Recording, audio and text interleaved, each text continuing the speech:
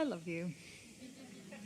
Yesterday you had said something about your inner being, and wouldn't it be nice to know everything it was telling you? Well, everything that it's telling you now. Not everything it knows forever and ever. That would be overwhelming. But everything that it's thinking about what you're focused upon now. In that moment. Yeah. And I'd like to have a little bit of understanding about that connection to my inner being, as maybe you can say how Esther connects to Abraham. And I know often you're telling stories about how Abraham told Esther something. Is she going into a state like this? Yeah. When Jerry was around, she would discuss her whatever with Jerry, and they would turn on a recorder, and Jerry would present it as best he could to us, and then we would speak to him in the recorder, and then Esther would listen back. And that was a satisfying way of sort of co-creating with Jerry. These days, Esther takes her laptop and types her question from her conscious Esther awake aware state, and then she relaxes, gets into what you would describe as a soft meditative state, and takes dictation from us. And you do So it, we do you write, type it back then to yourself? We Okay. write the answers back to her, and she does it every day. Okay, so what's the difference between discussing the question with Abraham as to Esther's inner being, or is that the same thing? Well, Esther's inner being is a component of the larger group of consciousness that we are calling Abraham.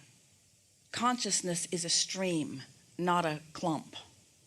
So you might think of Esther's inner being as one of the clumps that's in the bigger clump that is the stream of Abraham. And I do understand that, because I've asked this question in a different way before I am ready now in this moment to go to that level where you say, you know, I know I create my own reality, I can be, do, or have whatever I want, where you're saying you can connect to those who create worlds, those people who have come before, all, Abraham, Esther. You don't have to make a pronouncement and say, I am now ready, and then wait for it to descend on you. Although that willingness and readiness and ableness is a good state of being to be in, because that allows it to happen, and you are more likely to be aware that it's happening as it is happening. But we really want you to feel with us that where you stand, we're putting you here, and out here is this cone of consciousness that's all focused and flowing to you, that is aware of you and knowing of you and thinking about you and focused with you. And all of that is happening whether you pronounce yourself ready for it or not. It doesn't start happening because you ask for it, because you've already asked for it in so many different ways. But by making the statement as you just did, that helps your readiness, provided the statement isn't lackful based.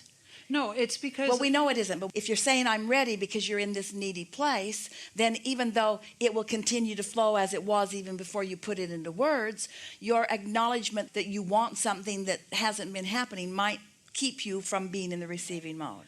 The last conversation we had was about focus, and you made a huge distinction for me, because you always say, oh, it just takes focus. And I used to think it was focus on what I'm wanting, but you're saying, no, focus on your alignment and focus on your feeling and focus on being aware of your emotion. I'm like, focus on your connection.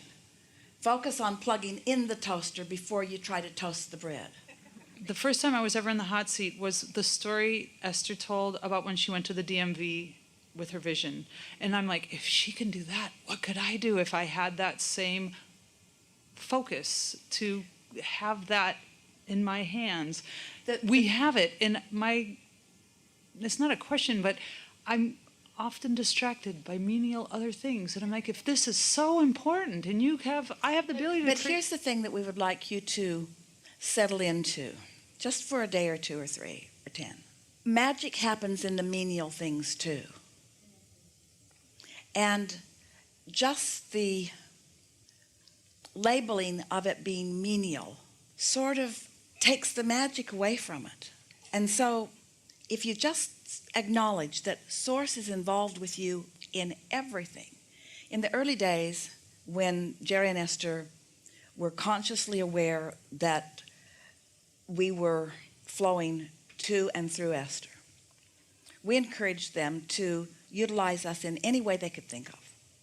So one day they were at the grocery store, and in those days Esther was still wearing 6-inch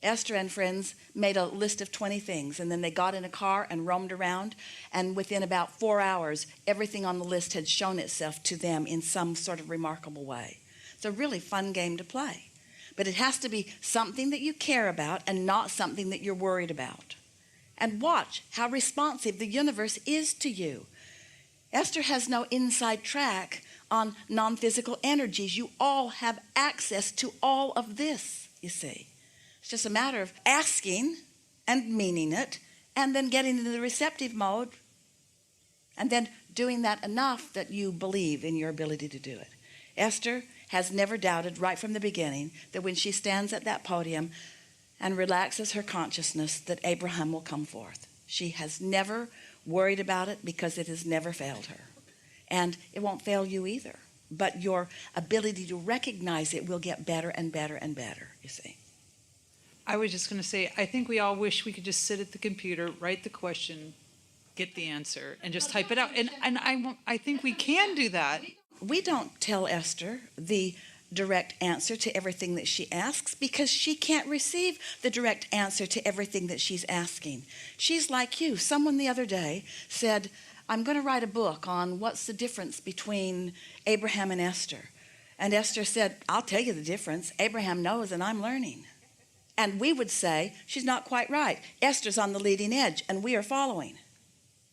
We're all in this together, you see. But when Esther has something that's really bothering her, and she'll sit and she'll write the scenario about it, and then even though she relaxes and gets into the receptive mode, she's still not really in the place that she can hear every subtle nuance that we would like to give her. And so we speak to her, but you got to remember, she's the translator of what we're saying, and she can't translate beyond her ability to let it flow. Much easier for her to translate for you because she's not hung up on your issues.